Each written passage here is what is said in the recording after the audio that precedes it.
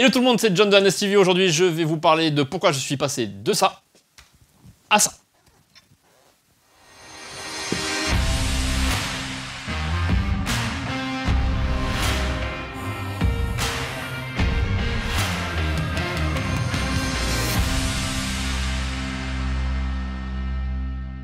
Ça fait 2 ans maintenant que je possède une Ursa Mini 4,6K et ça m'arrive encore de bosser sur un 7S2 ou sur 5D Mark IV. À quel moment je les utilise? Ça va dépendre de la boîte de production qui fait appel à moi, du budget du client, la destination de la plateforme, est-ce que c'est pour de la télé ou est-ce que c'est pour du YouTube, mais surtout du budget du client.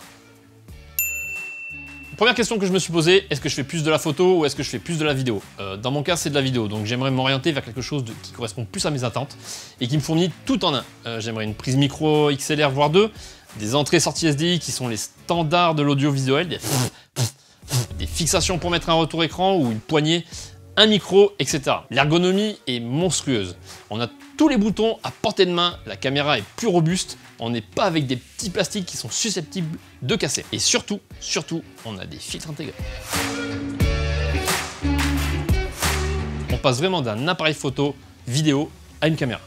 La deuxième question que je me suis posée, mais c'est quoi la différence entre une caméra cinéma et une caméra type réflexe? Pour moi, le réflexe est plus adapté pour un photographe vidéaste.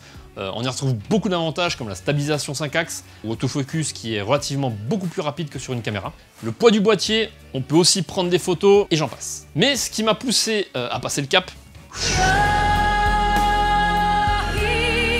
c'est la qualité de l'image. Faut pas se mentir, on a une réelle différence entre une caméra cinéma et un réflexe. Et le rolling shutter, qui est l'effet de distorsion du mouvement, est mieux maîtrisé. Quand vous faites un mouvement de gauche à droite, vos lignes droites se courbent moins sur une grosse caméra que sur un réflexe. C'est un facteur que j'ai pris en compte. Si vous avez l'occasion qu'on vous fournisse des rushs vidéo, que ce soit de FS7, RED, ARRI, n'hésitez pas à faire la différence entre votre image réflexe et celle de la caméra. Troisième lieu, l'enregistrement. Je vais me lancer dans le court-métrage, long-métrage, film et réalisation pub. J'ai pris un exemple du tableau des caméras compatibles avec Netflix, où on n'y retrouve pratiquement pas de réflexe. C'est qu'il y a une raison à cela.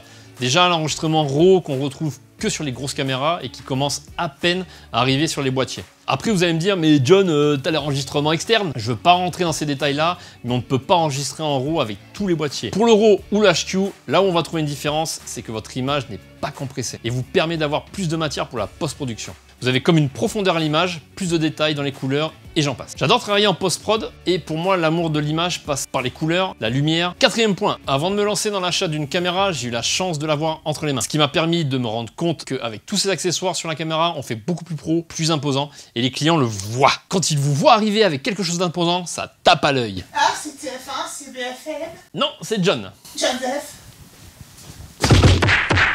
Je prends un exemple personnel, on le filmait sur un mariage avec Easy, lui avec son A7S2 et moi avec l'Ursa Mini. Et les amis des mariés sont venus me voir en me disant « Mais vous travaillez à la télé, ça doit coûter cher tout ça ». Ils étaient impressionnés par la taille et les accessoires qu'il a composés. Les clients vous portent plus en considération quand vous venez avec du gros matériel que si vous venez avec des tout petits trucs. Et pour la cinquième chose, quels vont être les avantages et les inconvénients? En sachant qu'il n'y a pas d'autofocus, qu'il n'y a pas de stabilisation interne, qu'on passe de 800 grammes à 4 kg, que le prix c'est...